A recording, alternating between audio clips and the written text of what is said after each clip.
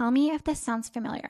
You're using AI, it's helpful, but it's not blowing your mind. Half the time it nails it, and the other half it forgets everything you told it, or it spits out something you have to rewrite from scratch. If that's you, stick with me, because today we're talking about how to get AI working for you and your clients at a whole different level. AI is moving so fast, it's hard to keep up. Some days it's magic, other days, total chaos. My guest today is Jim Carter III, tech founder, Fortune 15 consultant, and AI strategist trusted by some of the biggest personal brands in the world, including Lewis Howes, Shetty, Mylett, Matthew Hussey, Jay Abram, Gary Vee, and companies like Verizon, Yahoo, and AT&T. Jim doesn't just use AI, he builds it into the way businesses run so it consistently produces high-value results. In this episode, we're diving into how to get AI to nail it the first time, when to use custom GPTs versus one-off projects. And if you're like, what is that? Keep listening. How to bring AI into strategy work and not just content.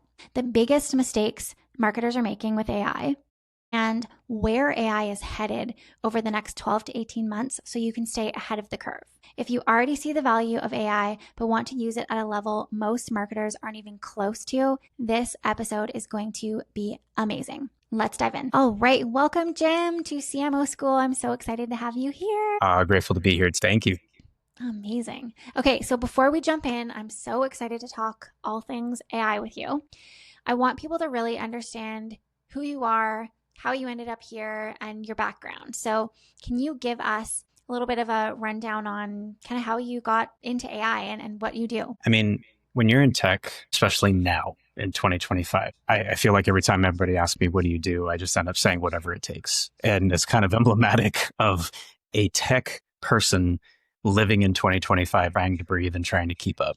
And I think we all feel that, right? This is an absolutely incredible time to be alive, right? I was just writing about this in my newsletter the other day when I was talking about this concept of we're working towards as a tech industry, super intelligence. It's this concept where AI is going to lap us. You know, the thought that before long, we're no longer going to be the smartest beings. Computers are going to really have that level of intelligence.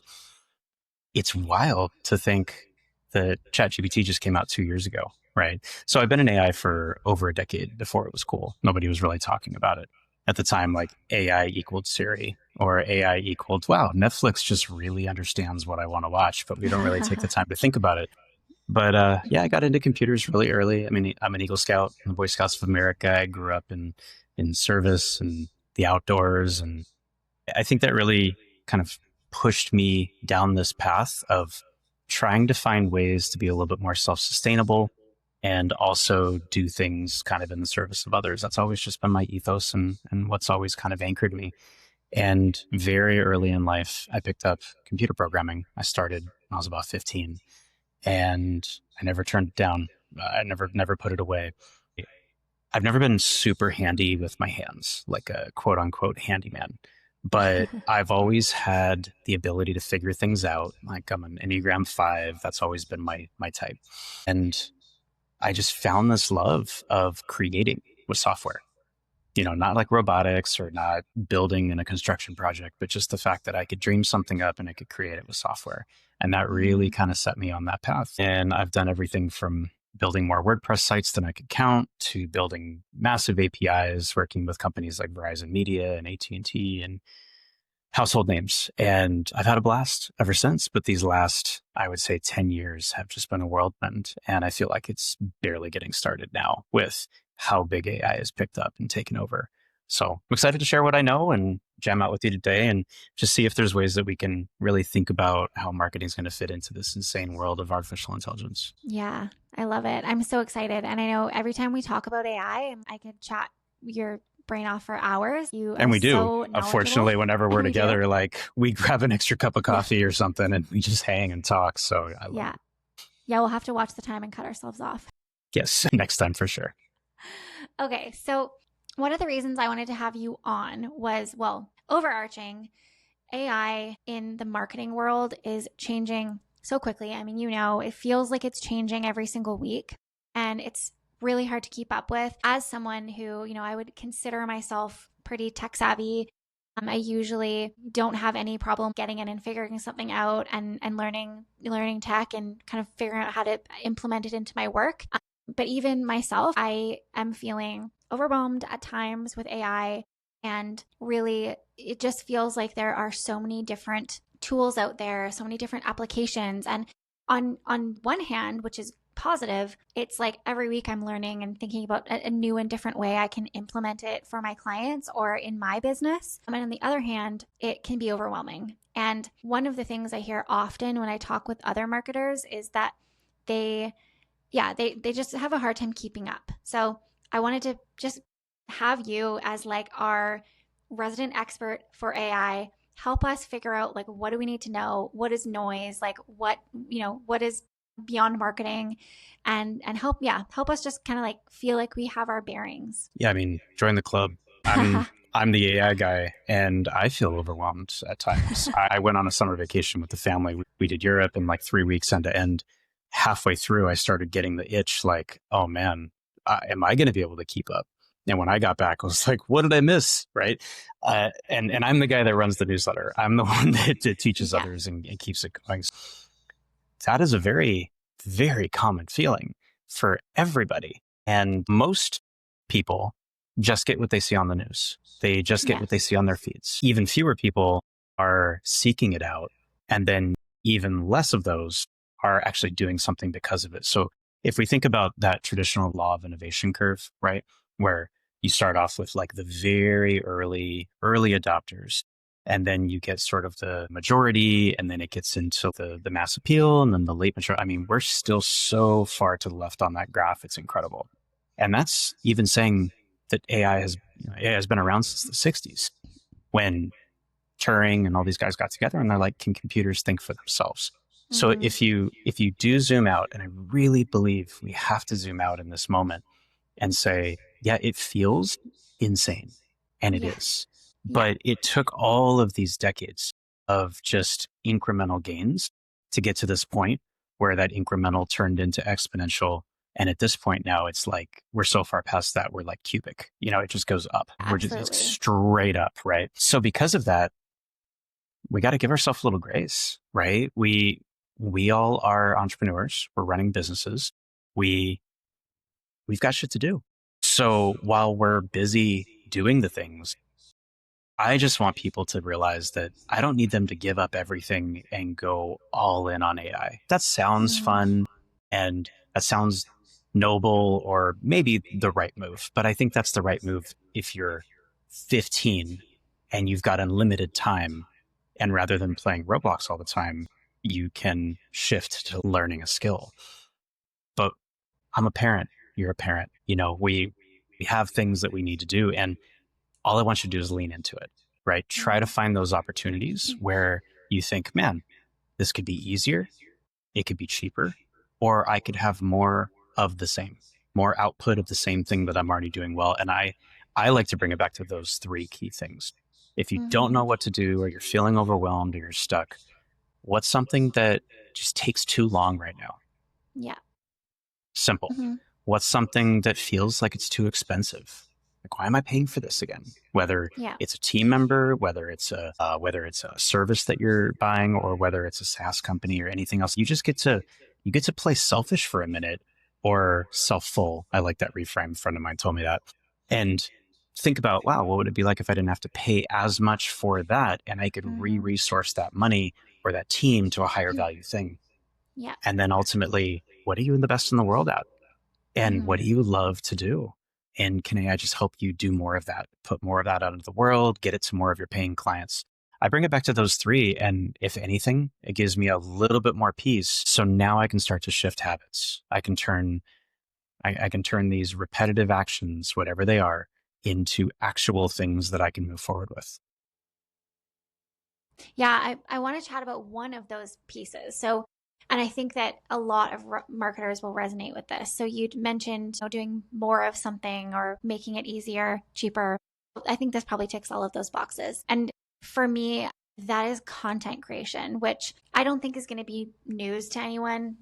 A lot of people are using AI for content creation or leaning on it to support them. One of the things that I would love your support on or your advice on is that I find with AI, whether it's myself, clients, my team, sometimes AI for content creation is fantastic. And you're like, wow, okay, I just wrote those 4 landing pages for my client in, an hour and saved $10,000 and 3 weeks of revisions with a copywriter. And other times you're like, why does it forget everything I told it? And I told it not to do M dashes and it's doing it. And this copy sounds awful. And I think as a marketer, when I look at sort of one of the most basic ways we're using content or using AI, I just find that it's the inconsistency is tough. And I've often wondered, am I doing something wrong? Why is it inconsistent? So yeah, I'd love it if you can kind of break that down for us and help us figure out how do we make it consistent and great all the time. Yeah, it's quite possible that you might be doing something in not the best form, but in a space that's always evolving, you can't hold that to yourself as like I'm doing anything wrong. Wrong is subjective. Because you remember when ChatGPT came out just 2 years ago, right? We're recording this, it's August of 2025. We didn't get ChatGPT. Nobody got it until the end of 2023. Doesn't it feel like it's been around for a decade? But it's been less than 2 years. And I don't even think I got it then. Most people didn't even understand. Yeah, it even took me a few months to be like, wait, what is this? Right. And it was a research preview. They put it out. And I mean, it felt magical and it felt incredible, but still the quality was, that's okay. So if we think about how much can change in a short period of time, again, I'll go back to that whole, we have to give ourselves grace. We're latching on to technology that is growing at this insane rate. So I think it's par of the course of anything new. There's that concept that things always get worse before they get better. Yeah. And why? It's because we pressure test or we figure out the holes in it or we understand what we have to deal with so we can get to the other side of it. But the M-dash example, it drives me crazy too, right? It's absolutely a tell. It came from AI. I can't think of one time in my life I ever intentionally wrote an M-dash. I'm not a literacy major. I probably inadvertently did by hitting the dash a couple times or something, but that's because a computer did it for me. And again, that's emblematic of what AI is. It's trained on what we give it. So if it's consuming a lot of data that has been trained by a computer, of course, the computer is going to recommend it.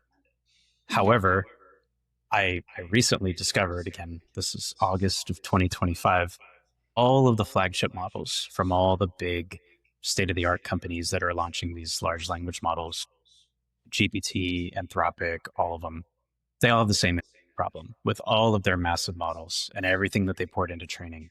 Right now, today, Grok from XAI is the only one that I've been able to get consistently. It won't use them. And it's just because they have trained theirs differently than the others. Does that make it better? Does that make what you do worse? No, it just means that as we're learning what we like, we're finding our flow. So a friend of mine asked me the other day, this is a really good question. It was like, hey, Jim, do you have a framework for when you use what service? When do you go to chat? When do you go to Claude? When do you go to Perplexity? Literally just about to say that because I think that can be one of the most overwhelming things is, for me, I was like, okay, now I'm using ChatGPT every day, every week. It's like new different ways of using it. Right. But then it's like, okay, I'll try Claude and and then you start to just hear of this endless list of AI tools. And then it starts to just be like, oh my God, how do I learn all these? What do I know? Or how do I know what is right for me to use? And so I would love to hear this maybe even like there's your lens, but if you're talking to the marketer, so a lot of our listeners will be marketing leaders or fractional CMOs, what kinds of tools do you think we should absolutely be using and learning right now versus what can we kind of just set aside right now? Okay. So you want to hear the answer to this? It's unfortunately very obvious, which is its personal preference.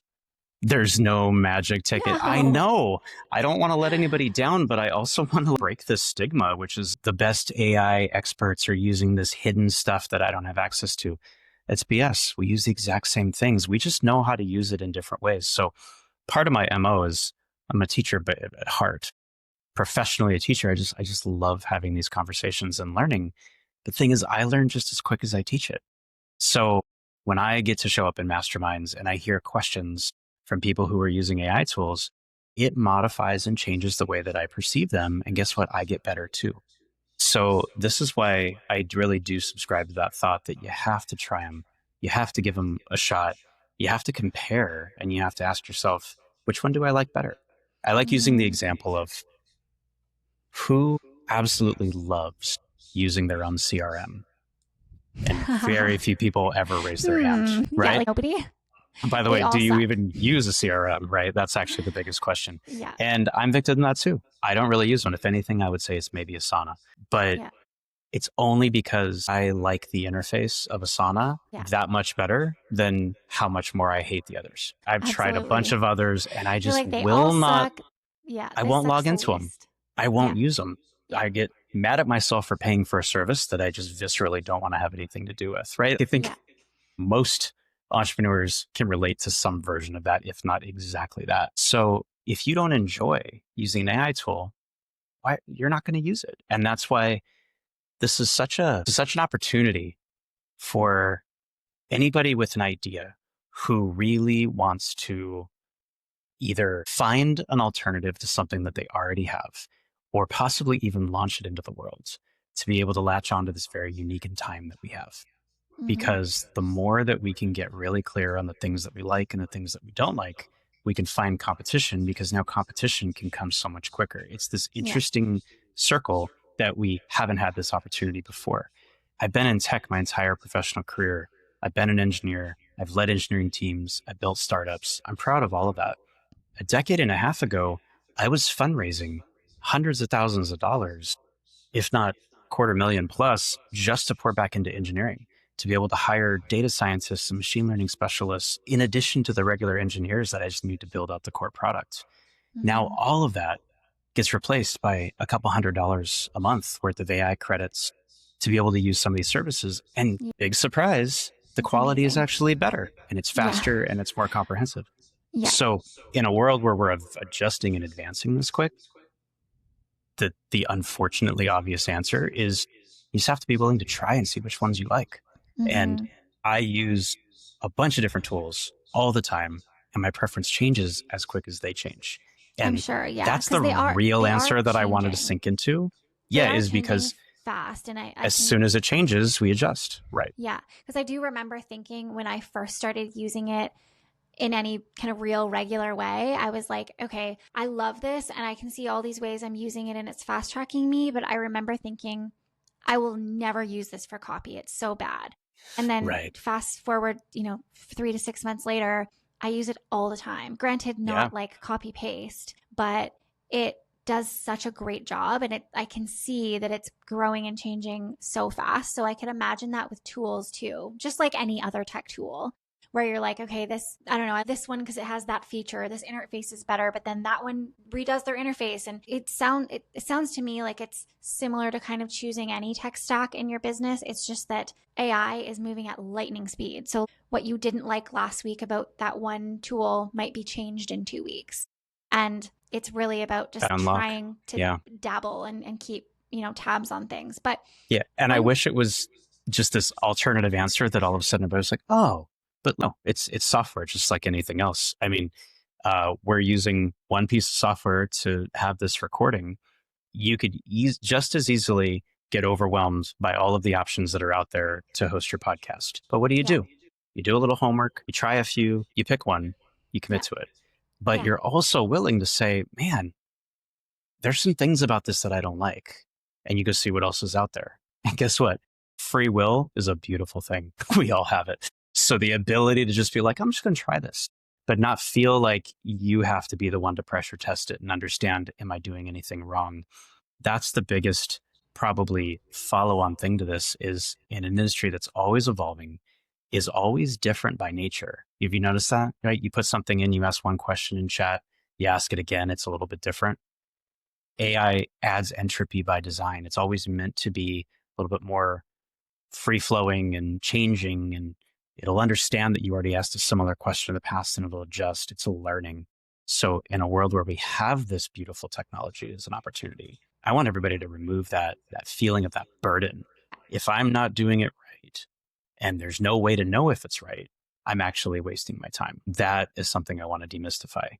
The only way to know that you're going to get good content out is by trying it, seeing if it's for you, the same way you would Yeah. try out a gym before you subscribe, the same way you would go take and a I think, sample of a glass of wine before you buy the whole bottle. It's the same kind of concept, just with tech. yeah, and I think it's like a muscle too. The more you play with it, the better you get, and you start to learn things and pick things up from other people, or even just intuitively. It's funny. I can't remember where I saw this, but or it might have even been us talking at the last retreat, but it was the notion of if you're a strong communicator and a clear communicator, you'll be great with AI. And it really kind of forces you to think about what you're asking, how you're asking it, and context. Are you giving the AI the right context and things like that? So I certainly have learned a lot just through using it. Question for you as a marketer at this, frozen moment in time, because things will probably change even by the time we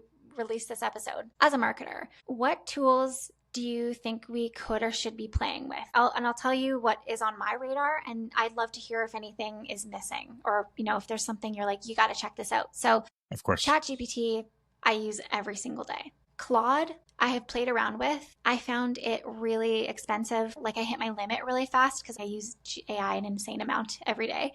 But I'm going to go back to it because I found the content was better. And I keep hearing from other marketers, Claude is the one you want for like email writing, caption writing. It's the content pro, let's call it. Then I've heard of things like Poppy, where you can pull in visuals, which is kind of different than chat a little bit. And then that's kind of beyond. I feel like every other tool I use in my business has AI integrated. Like even this, we're on Riverside right now for this podcast, like it's integrated into everything. But when I think about strictly like AI platforms and my work and how I interface with clients and things like that, yeah, I'd love to know if you're like, okay, there's a big gap. Like you should be thinking about it this way. Like, am I missing anything? Yeah, those are great. You're not missing anything. You're right where you need to be, which is you're using a stack that you already feel comfortable with to be able to produce. You're starting to test things out that can augment that. And you're actually starting to seek out individual tools that can do things that maybe you wouldn't have done previously, right? So there's this gamut that we run. AI is already in our phones. It's been in our phones forever. You ever notice that, when you show up at home, your phone recommends certain apps that are like, I'm a Google Home guy. Some people are Alexa or whatever else. Well, guess what? Whenever I'm home, it recommends me opening Google Home. It's different than if I'm on the road and I'm somewhere else. Maybe it'll give me something that's more about maps or something else. AI is so ingrained into what we do. The better it gets, the better we don't. Excuse me. I'm gonna start over. When we don't notice it, that's when it's the best. And that's also the best marketing, right? The best marketing is when you're not being marketed to. It flows. It feels right. So what I love is starting to intentionally seek out the new things. And what that comes back to is those three big items that I talked about in the beginning of our chat, which is what just takes too long, what costs too much, or how could I get more output from it? So for example, for what you're saying here, maybe doing copy drafts and things were taking too long. You were seeking out an opportunity to be able to fast track that so you could get to that 90, 95% mark and then you could finish it. But then Poppy is a great one. It's an awesome newer tool that does, at the end of the day, it does the exact same thing as what other tools will do, but it's a different way to visualize it and to flow with the data. Because of that, you may really enjoy it. Personally, I don't, because it's too visual for me. I like the code level kind of stuff because that's the way my mind works. And that's, again, why I want to come back to. You're not missing anything. You're habit shifting.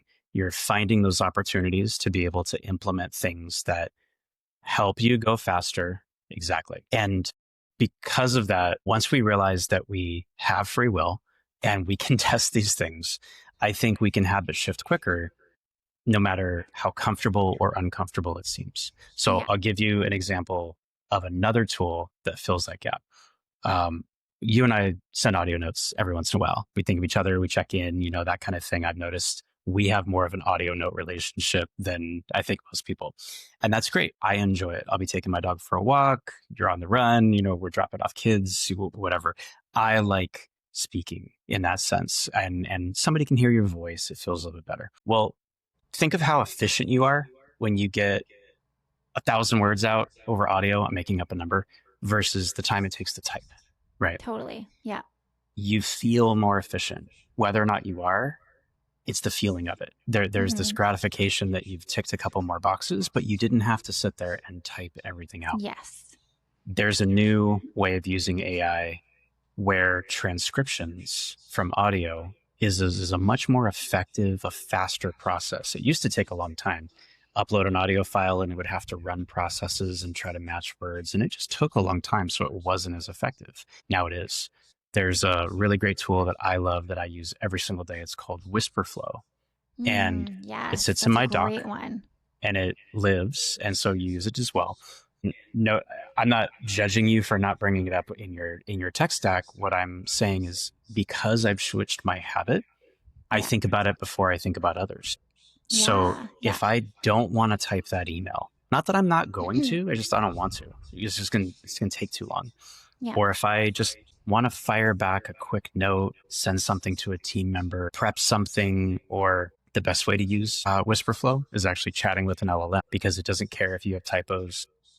What's an LLM? Love a large language model like ChatGPT or Claude. Okay. Yeah. So amazing. The beautiful thing about these large language models like ChatGPT is you don't have to have perfect typing. Nobody's judging you. It's not judging you. I never do. I'm actually very impressed with how it can figure out the chicken scratch that we throw in there. Fastest typer, or half the time I'm curious the difference between the microphone voice note dictation version of chat versus whisper, because I use the chat thingy all the time. And often I'm like, whatever, it's going to get it. And it totally does. It's wild to me. They're about the same. And Whisperflow does even better because they've trained their model to know that this is an audio dictation that should have stop points and things. So it's trying to figure that out for you. And that's kind of that's the mix of habit shifting with really thinking about, hey, if AI was going to help me with something, can I find something that's more specialized that helps me get there? So for me, I love vibe coding. I love talking with these different LLMs and putting stuff in there where I can just speak what I want and get everything out of my head and then go back and correct a couple and then just hit go. It's still faster, more effective, and I feel more productive because I'm getting that information out in more of a stream of thought consciousness that much quicker. So that's sort of that gamut that I think we need to run, is understanding that the tools that we use every single day already have AI in it. They're just going to get better. And that's a value add. And that's how they're going to keep you as a paying customer. Yeah. And then there's the shift to that, which is, wow, what would it be like if I had something that could do this for me or augment me or make it better or get me there that much quicker? Now I can shift a habit to being, rather than not doing it, which doesn't help anybody, now you can actually do it that much faster if you're willing to lean in and try it. Yeah, I love that. One of the places where I get confused, I know lots of other marketers do because I have asked around, is when I think about taking AI to that next level and taking it out of the day-to-day. So I use it all the time for like, even this. I'll often take my podcast transcripts and be like, help me write a caption, or help me, here's what I want to say in the intro, zhuzh this for me a little bit. I'm not a copywriter, so I love having that extra help. But when I want to take it to the next level and do something a little bit more complex, that's where I start to feel a little bit out of my depth. And I'll give you a couple of examples. And I would love for you to share with me like how you would attack those types of projects. Number one would be, so I work as a fractional CMO. I've got a handful of clients and I'm usually doing a whole bunch of things. Usually I start with a strategy for a client, and I have a very comprehensive discovery process that is both form-based and sometimes meeting-based. And then we will build out a strategy for them, roll that out to them, and then we start working with them. So usually for pulling my strategy together, I have a process of taking the discovery. I will even sometimes take my discovery and sales calls pre them being my client, because they share a lot around the challenges they're having, what they're looking for, all of that. And then I'll take any call recordings that we've had in the strategy build out phase and throw in my initial thoughts and use it to kind of help me poke holes. But I find what I've been using for that, and this is super, super new for me, I've been using either one-off projects in ChatGPT, so creating a project and uploading all of that, or I've been playing with custom GPTs, and I have to say, I don't know the difference. And I don't really like, it's different output, but it's kind of inconsistent, and I don't know if that's because they're new. So that's my one question is what's the best place to do that kind of work? And then the other thing is I sometimes find, and this just might be my user error from setting it up, but my chat GPT has so many different threads because I've been using just that chat with threads without projects and folders for so long till this new recent let's use folders and projects. And so now when I go to do something like, let's just say, I don't know, let's say I'm doing a launch strategy for a client and that's something I would do midway working through with them. The thing is ChatGPT as a tool has all this context from my other chats about who I am, what I do, my expertise, how I think, the responses that I want, the depth I want it to go to, all of these things. And so it's like if I ask it in my general chat, I get a pretty good answer because it knows all of that. But I kind of want to keep it in the client project because I want it to only pull from the client project information. So that's where I find I guess maybe the various different brains of these pieces like hard to manage and navigate. These are great examples.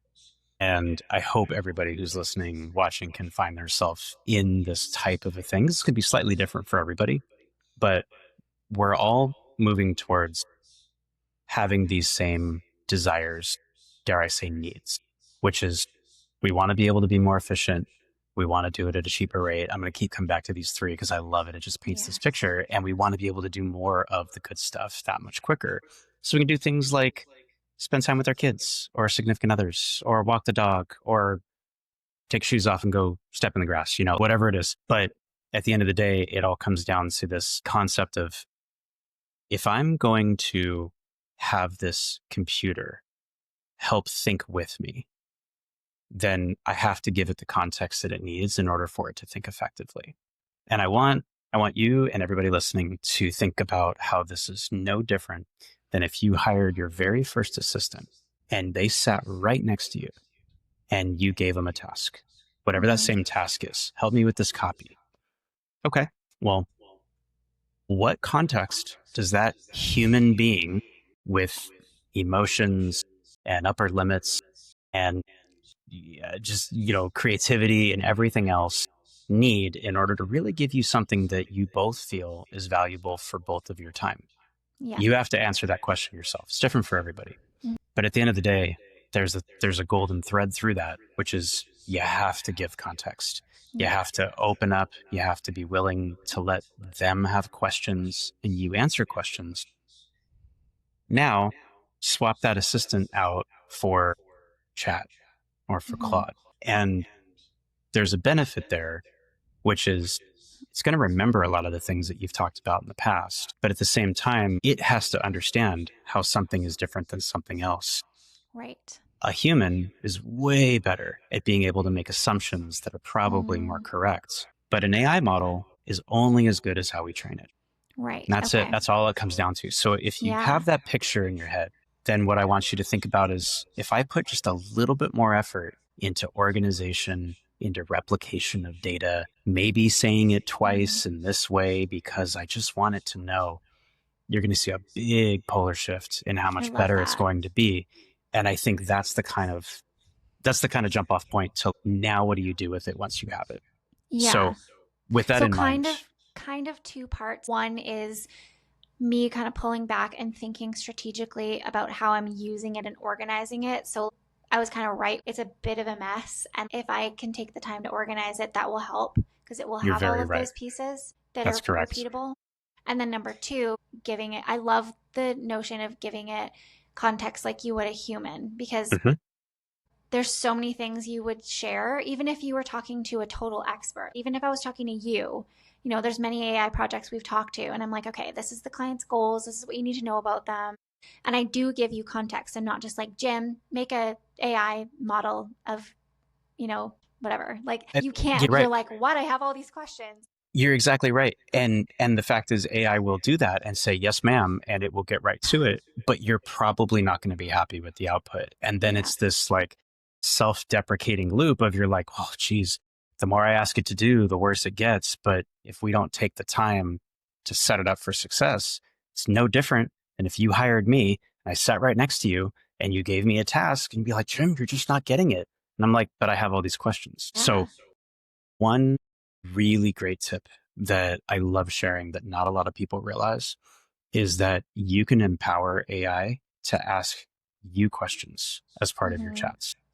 Not a lot of people realize this because AI right now primarily is trained to be able to give you the answer that you're looking for or the output or the whatever it is that you're asking for as quick and as effective as possible is exactly correct. But a really great way to have a solid conversation is to give it the objective, tell it what you're looking for, give it all the context, and then type before you do this task, accomplish this, do this research, whatever it is that you're having it do. Ask me as many clarifying questions as you have and just hit enter. And it's actually it's a very gratifying experience because sometimes it'll have no questions and you're like, oh, wow, I actually nailed that. That's a really good internal quick litmus test of, are you writing a quality prompt that allows you to convey everything that's needed for the objective? There's been times I've asked that and it's came back with like 13, 14 questions. I'm like, man, here we go. But that's also gratifying because now you realize, oh, wow, if I didn't actually follow up and give it all this information, how could I expect it to give me something that I actually really want? So with that in mind, this is the benefit of using projects or custom GPTs, and I'll explain the difference. A project, actually, I'll start with a custom GPT. Custom GPT is primarily the ability to have a repeatable process that is almost like a template or a jump off point, but also with the idea that it can be shared. So for example, if you have a can't fail marketing refresh guide process that you love and you want to share it with others or keep it private, but you always run through the exact same things. There's not a lot of wavering. It's kind of the same process each time. You can make a custom GPT, add extra context, put more into it. And it's like a little function or a little factory of working with chats. That was their way of building like a marketplace for chats. Okay. Now, that serves a purpose. I built some pretty cool custom GPTs and I love sharing them, but it's because it's kind of unwavering. It's meant to do a thing, right? This is the factory line for these kind of chats. Can I ask a couple of examples here? So I'll give some scenarios and tell me if this would be good for custom GPT.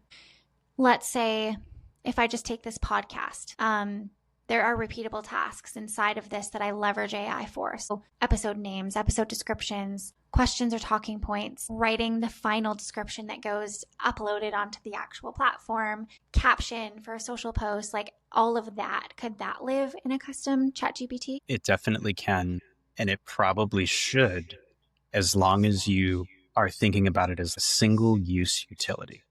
So we'd only use it for like what I just said, all of that. Yeah. And I mean, everybody's mileage is going to vary a little bit, but that's the mindset. Like this is the factory line to just keep kicking out one after another. And it's probably not going to change much. That's a really good example for how you would use it.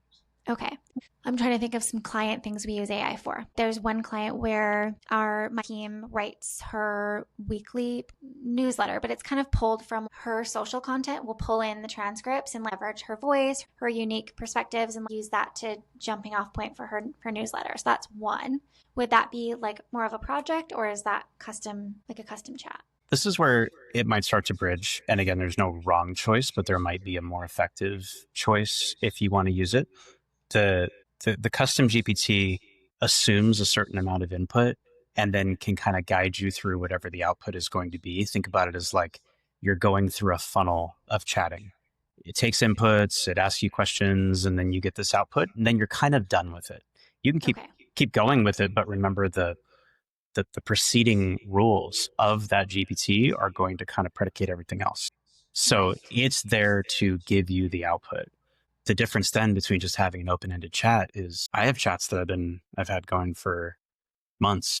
I've got one that I've had the same chat going for over a year. I just keep coming back to it.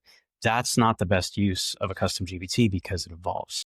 So if the intention is to do similar things.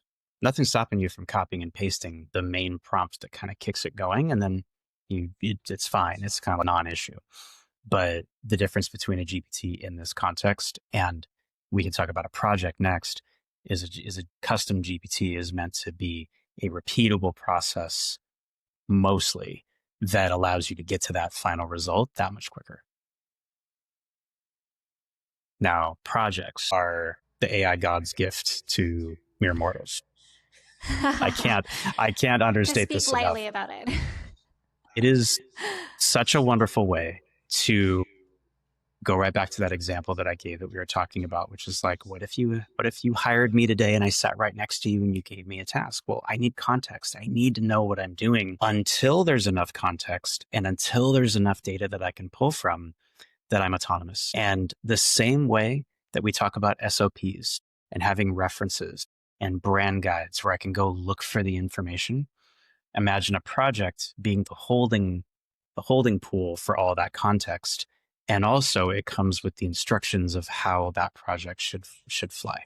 So I'll give you an example. We all kind of know that traditionally, at least for GPT tier, has been a lot more of a yes man, a cheerleader.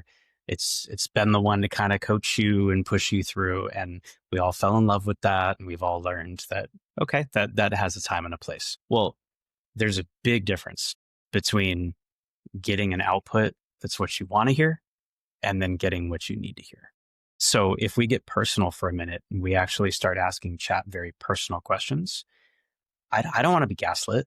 Just like, hey, give me the real answer. Like, tell it to me. You think I need to hear it, not how I want to hear it. So very personal example, I have a project chat that I call Inside My Mind. And everything that I really want a thinking partner on, that I'm family questions, stuff that has to do with Val and the girls and personal business things that isn't about client output. It's about what matters to me. I have a project and there are important things that go into that project that are going to become very obvious and clear as we keep talking about it. One is anything that matters to me, relevant files. Doesn't have to be a lot, but if you have a personal mission statement, if you have family guidelines, if you have things that matter, that turns into context. You can upload those files, and then that's available from that point forward to every single one of those chats. Then, most importantly, you have the ability to add custom instructions for how this chat should show up. So in my projects, my custom instructions are something like, I have one life. I'm tired of messing around and wasting time.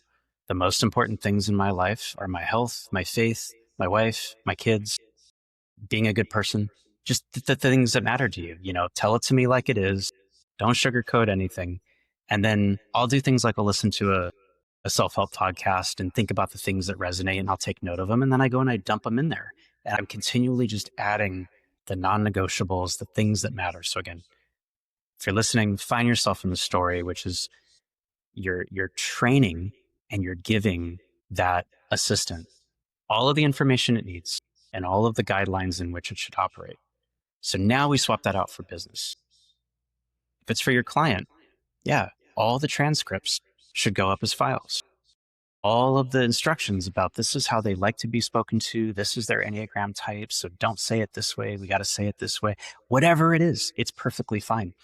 But what we're going to find is that the quality of that output, at the end of the day, we're just going to feel it so much better because we're getting what we need versus what we want. Just so happens what we want is really what we need. And if we do it the inverse way, shit goes south. So this is the opportunity to really think about it differently. And this is where you can kind of get away with that with the custom GPT, but you're going to end up working harder to get to that desired output versus if you just take some time. And by taking time, I mean clicking the button, naming the project, uploading files, copying and pasting stuff in and hitting save. It really doesn't take a whole lot of work. And in fact, I recently wrote custom GPT that creates custom instructions for projects. And I'll share that with you. And we can put that in the show notes for anybody who wants to run through it. And you'll just find the quality of that output just gets so much better. That's amazing. And that's really the big distinction between the two. Yeah. And one thing, if someone has not ever used them before, that I think is important to call out as well is projects are just inside of your own chats. For example, I can't create, and maybe I'm wrong here, but I don't think I can create a client project and share that with my other team members on that client, right? Like it's just for me That's versus right. a There's some nuance custom. there to like team or enterprise accounts where certain things can be shared, but gold standard for all accounts, yeah, your projects are yours. Yeah. And the chats can be nested inside of those. Yeah. And then, yeah. And the Once you, sorry, project, or sorry, the custom can be shared out, right? a custom can be shared out. Yeah. And then for a project, every chat that you have moving forward takes whatever the rules are at the time that it's in there. So you can move past chats into projects, but of course they've been in the past. So if you start a new one, that's when they'll start to adhere to having all those files, having all those rules, and then it has a better awareness of all of those inside that project when you speak to it. So what you'll find is that it kind of creates a little memory bubble. So if you have general chats, it takes the memory bubble from everything. But if you have chats inside of projects, it reduces that bubble down to just those projects, Yes. which means that it's going to be way more in tune with just the things you want there and not influenced by outside information. Yeah. I'm excited for like the next phase when it can learn kind of nuances from across projects, because I find, like I said, when I'm working on something for one client, there might be something that's applicable to another. I find I go back and forth between using my projects and not, because I feel like the AI learns my strategic mind better when it's all in one place. Like it can kind of start to learn like what I like, the quality, like I said, the depth, versus if it's just in the one project, I know it's only looking at those things. Hopefully that's to come, where I can kind of reference the nuanced pieces of it.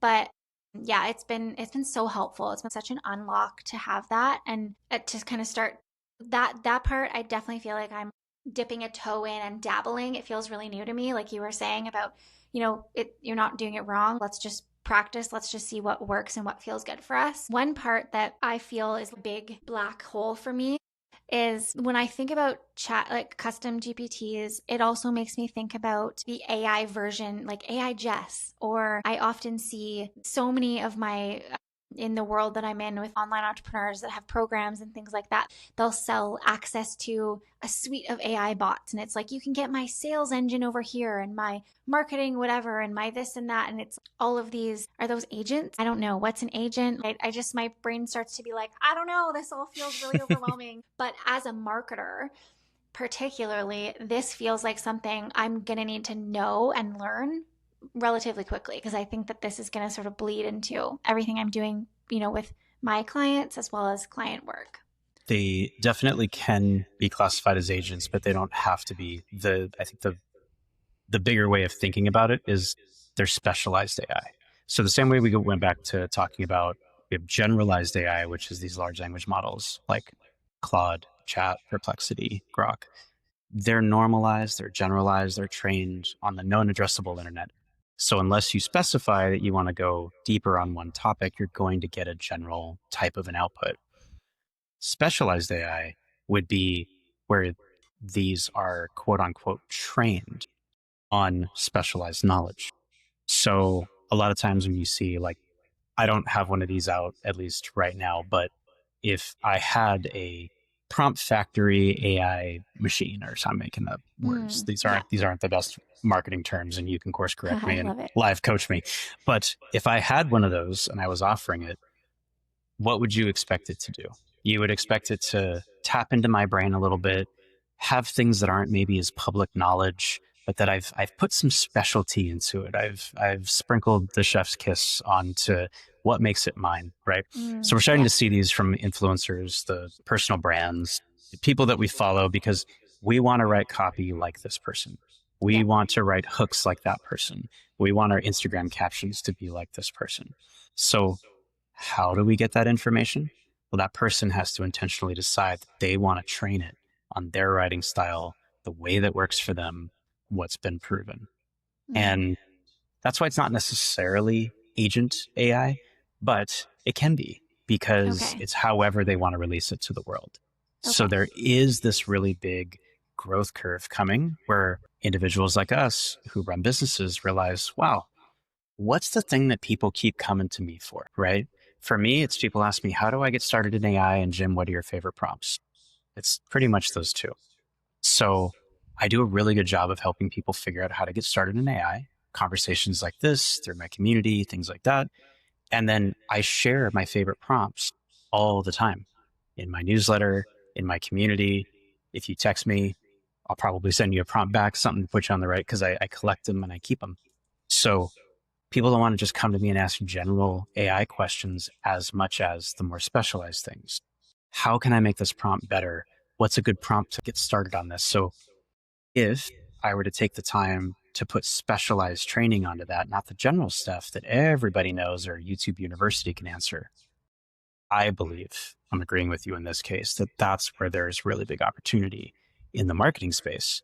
And we're going to see more and more people launching things wrapped around some kind of an AI agent or a chatbot or any way that we want to talk about it. But it's because there's a specialty to it. And that's what adds the magic. It's a new edition of courses. Totally. Okay, so if you're me and this feels like a murky space I need to or want to, educate myself on more and practice and maybe play with, what steps should I take? And I also, am I thinking about it the right way in that a custom GPT is one iteration of this, like one tool you can use to create these things, or is there other?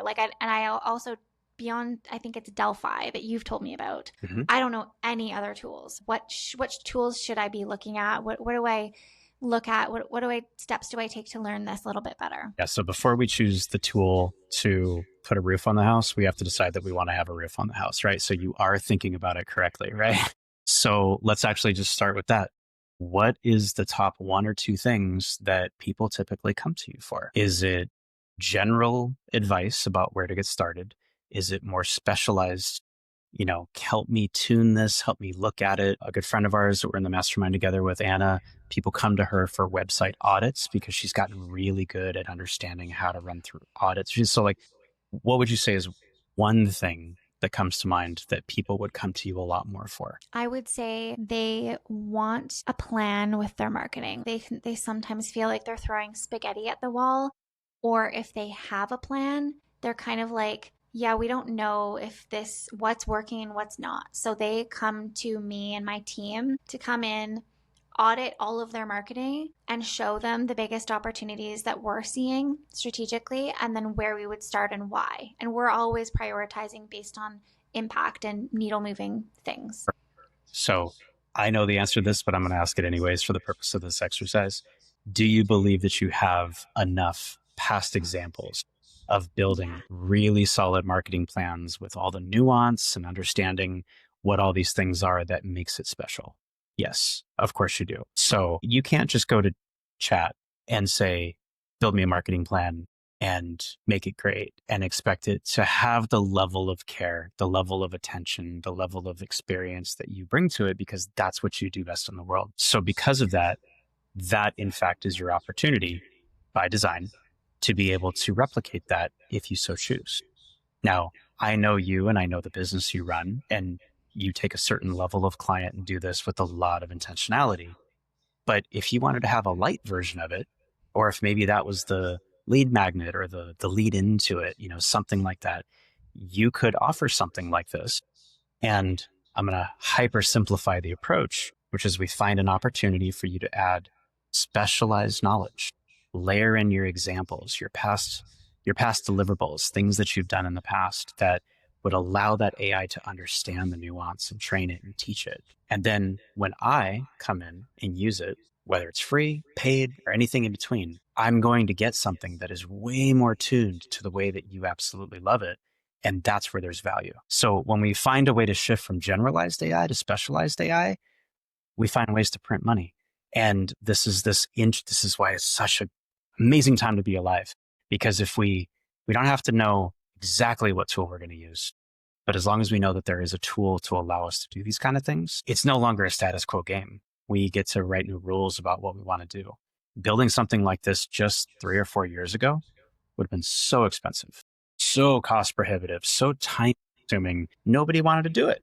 Yeah. So now, why wouldn't you want to offer some kind of value like that? And this is the bigger trend that I'm seeing, which is specialized knowledge democratized. We're not replacing you, we're augmenting you in the best way possible, because I have the privilege of calling you a friend. I'm grateful for that. And I know I can text you, but I can't always just call you and pick your brain. I wouldn't do that. I would hire you. But in a world where it's really easy to talk one to many, AI allows us to convert that to actually being many to many, because it allows us to serve so many more people. And we haven't had that opportunity in the past. I love that. So how do you do that? Like, if you were going to come in and help me with this, how would I do that in a way where I'm not almost like devaluing me and my strategies and my kind of one-on-one work that I do with clients? Because I could see that being amazing, but I wouldn't want someone to be like, I'm good on the big custom strategy when I can just use your AI. So that would be such a cool idea, but how do I make it almost like a lead magnet vibe, where it's like, you know, in marketing with a lead magnet or a tiny offer, low ticket offer, we're wanting to give them a little bit, but then almost reveal what they don't know and show them this next step that's over here is what you need, and kind of prime them. And so I could see that working really well, as long as it was holding back enough of the juice. Well, there's a reason you're such a good marketer, because you basically just built the roadmap of what you would want to release, right? In what you just said, you're talking out the exact plan for how that would happen. So all you have to do is find the right tool to be able to match that. So I'm a big fan of Brendan Burchard's approach, which is give them everything. And then when they want more, or they don't know what to do because you've given them everything, you're the guide. It's really overwhelming. Yeah. Yeah. Not from a snake oil point of view, but why would I hold back? What value is there? Why would I want to give you just a little sliver of something if I can give you the opportunity to be there, but I can be your guide? I love the analogy of being the lifeguard that teaches people how to swim versus going out and saving everybody every time, because that doesn't help anybody. People keep drowning. You're exhausted. There's no forward momentum at all. But you have this ability to be able to offer a taste for whatever price point, whatever effort, whatever time that you want, if you want to do it with something like AI. But that still means that I have to be the one to do it. You're going to get your value, and I'm going to get my value by me deciding that I want to hire you to do it for me, because let's be honest, I'm not going to do it. That's why I'm safe. I have a job. I have security, because we can talk about this all we want, but if somebody's not actually going to go do this stuff, they're going to hire someone like us to be able to either do it with them or for them. And that's where I think you can price bracket. But the alternative is you don't have anything like this, and it would be harder to find these people to show them you have what it takes to be able to do it for them anyways.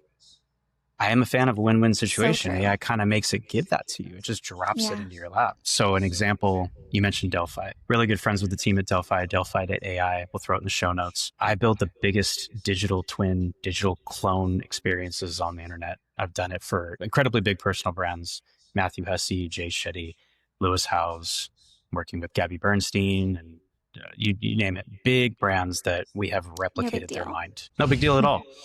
Really proud of it. And I get to see this beautiful other side of specialty knowledge, right? There's the obvious stuff that comes out in a podcast, right? Jay Shetty, everybody here listening likely knows his name. So, okay, you've got his podcast, you've got things that he produces that he puts out in the world, but also his digital twin has been trained on keynotes and, sessions that are technically protected, but we've removed the PII and that same value there. So you're really tapping into that specialty. Again, coming back to that. I love that. So given this opportunity, wouldn't you love to be able to tap the brain of the person who you most admire for the one thing that you need to do? Yeah. Somebody's not going to never hire Jay at, I'm going to make up a number, the $100,000 that maybe he chooses to coach somebody because they spent $10 a month to be able to chat with them. But think of the dynamic here, which is, well, maybe somebody didn't know if they wanted him to coach and they can actually afford it. They're willing to try it. It leads them into it. That might be a harder thing to solve. But now also think about, there's no way that he would be able to actually add value to everybody because you have a price gap. So in a world where you want to help people, you want to expand yourself, you want to give more than you actually have time for, AI gives you that opportunity. Yeah. And if we find the right tool for the right job, it really is a magic mix. I love that. That's amazing. And now I want to go do it. It's so much fun. I mean, I have Yeah. my own, and Yeah. I've digitally cloned myself. I've trained it I on love it. almost 1 million words that I personally have said or written. So between every newsletter that I've written over 2 years, when I ran my mastermind, all of my live sessions amazing. there, I've got my podcast, I've got, you know, spoiler alert, I'm going to take the recording of this and I'm going to put it into my digital clone. Yeah, And if you somebody are. asks a question that's inspired by a conversation we had, Yeah. it just gets better and better and better. It's And it amazing. learns with you and it grows with you. Yeah. And now I can use it for my own marketing copy. I can use it to create. Yeah. My EA uses my digital clone to mock out how I would answer an email to help all of us. That's amazing. All of our job goes faster. Yeah. So we keep finding all of this incredible upside by having this available. I love that. That is so cool. So for like creating something like that, is it similar to what we were talking about before, where there's lots of different tools you could use, and it's really down to personal preference? Yeah, it is. They all use the same basic underlying technology, which is you plug into something like OpenAI, GPT. You have some kind of a database and there's access to it. And then everything else is toggle switches and options. I do love Delphi.ai. Their product, they're a great product. I think they're winning the race and the game when it comes to that kind of a thing. And that's why I really support them. And I built some of the biggest experiences with that platform. There are others, and others are great as well. I just love the way Delphi makes it truly easy for anybody at any technical stage. Like the content uploading process couldn't be simpler. They sync your podcast and all kinds of really nice benefits. That's amazing. Yeah. So what's the difference between just keeping it super simple, custom GPT and a Delphi AI? A custom GPT means that the person using it, whether it's you or somebody else, has to be using it on ChatGPT. It's their marketplace for chats. Okay. That's a really important distinction. But my Delphi, which you can consider my digital twin, my digital clone, you don't have to have a ChatGPT account for. You can just go chat with it. So if you open your phone and you type in askjc3.com, askjc3.com, it'll load up a little chat interface. You'll see my smiling bald head right there. And you can pick the brain of an AI specialist and just ask it anything. You can actually have a call with me and it sounds like me. It's my AI voice. You can interface with it. You can run through all this. So to lift the hood for all the marketers who are listening, the beautiful thing about this, and you'll see this if you try it, is it doubles as an opt-in. The first question is just like, hey, what you got?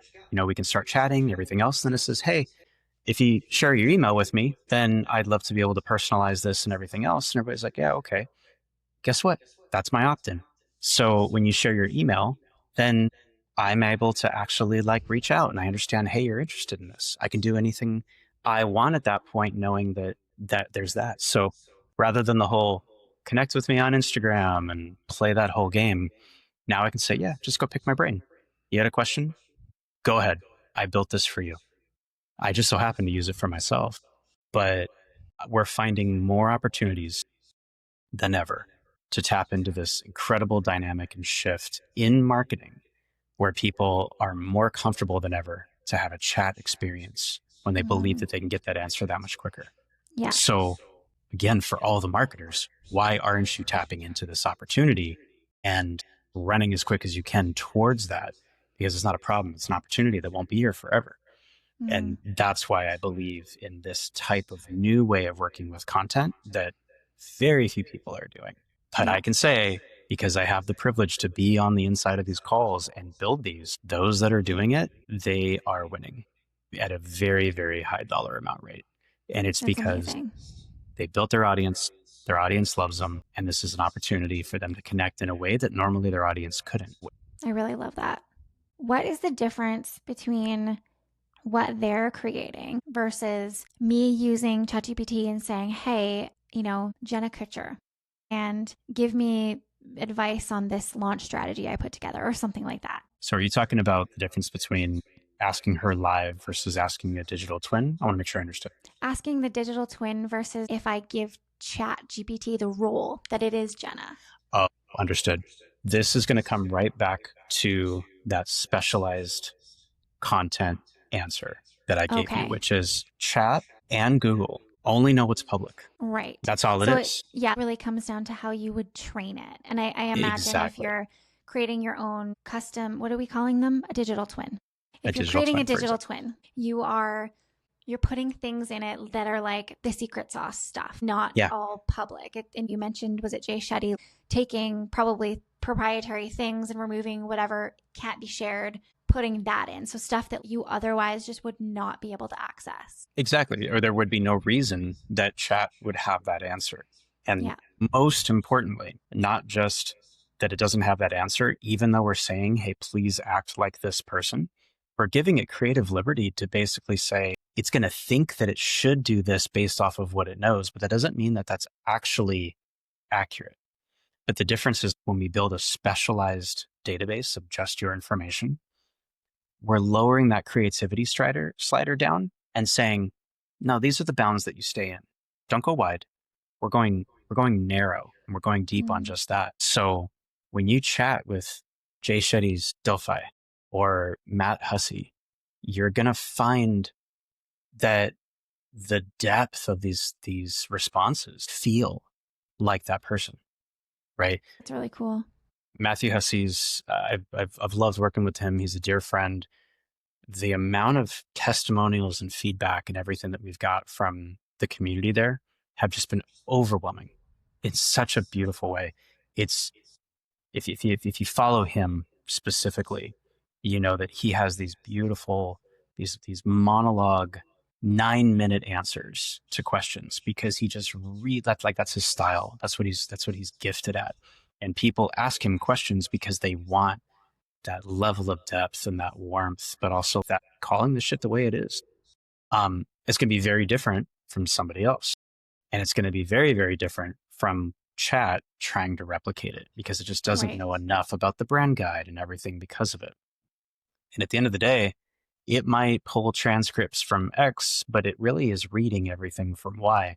This is an opportunity to give it from A to Z. It's this beautiful way of thinking like, wow, what if I loaded it with everything that I've got, my life's work? What could AI do with my life's work? That's the mindset. So now when people chat with Matt Hussey's digital twin, they feel like they're actually having that conversation. I have the privilege of, I have his number. I have calls with him and he talks the same, right? I think the best of us, like you're this way on camera or off camera. But when I have calls with his digital twin that I built, I'm like, wow, that's a really good answer. Yeah. And I'm trying to be objective. I'm trying to say, no, actually, this is horrible. I need to tune it. I'm like, man, this answer is great. It taps that need. And everybody's different. His is going to be way different than Ed Mylett's. And Ed Mylett's is going to be way different than Arnold Schwarzenegger. And Arnold Schwarzenegger is going to be way different than Jay Shetty.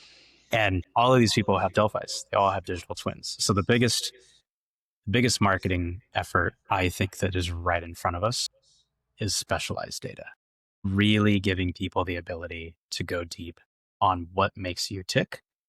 And when you can offer that in a way that nobody's ever had access to, it's an unlock. I love it. That's amazing. Thank you so much.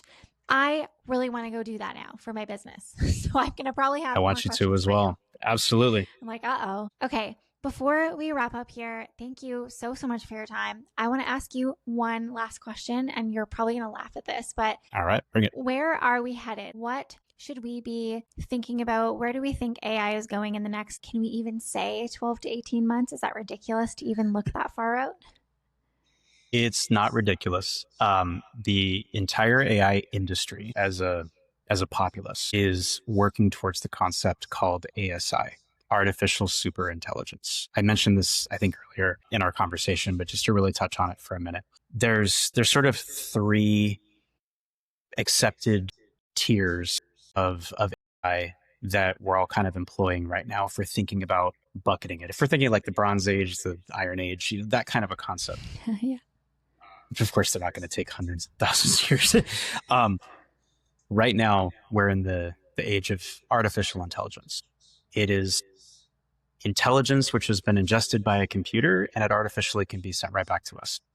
It's the ability for the best data to be reflections of what we give it, right? All these just different ways of saying the exact same thing.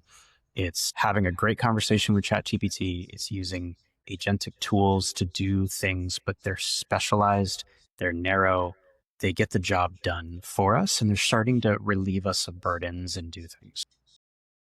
And then we move into what's considered AGI, artificial general intelligence. And that's where the lines start to blur. That's where AI has the opportunity to maybe be a little bit more, dare I say, creative. Where right now, AI is like a specialized, I keep saying that word, but I think it's just the best word to use. AI is like a chess master. It's trained on every move, every board, type of opportunity that's there to just have the best game that's possible. And we're obsessed on tuning it and getting it right. Artificial general intelligence is where we start to have a mixture of specialties. So now it's like, what happens when you put a chess master next to a master, a chef and a cook? What comes of that? How can they start to work together to do things on your behalf? And then the holy grail that the industry is working towards is this ASI, artificial superintelligence. This is that concept that Zuckerberg, Elon, all of the biggest advocates for the industry that are pouring billions of dollars into the research and everything else to get us closer to basically saying, yeah, AI is officially creative. It is a super intelligent mind. It understands you deeply. It puts thought together. It puts original thought together. It's coming up with new concepts. This is where we stand the chance of doing insanely crazy things like curing cancer. It's like right now, they're problem solving. It's math. It's predictive analytics and trying to put the next best answer or thing in front of the last. But in our lifetime, not our kids, in our lifetime, I truly believe we will hit this artificial superintelligence spot. And it's going to be wild to think about what that's going to be for humanity, humans. Yeah. And more than just like fold my laundry for me, answer these emails for me.